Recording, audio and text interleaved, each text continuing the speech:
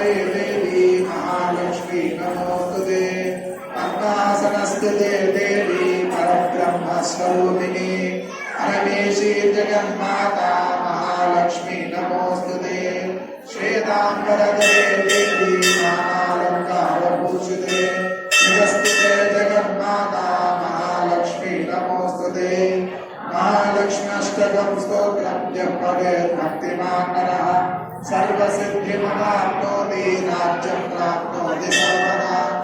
एककाले पठेत् नित्यं महापापविनाशनं त्रिकालं यः पठेत् नित्यं धनधान्यसमन्वितः त्रिकालं यः पठेत् नित्यं महाशत्रुविनाशनं महालक्ष्मी भवेत् नित्यं प्रसन्ना वरदा शिवा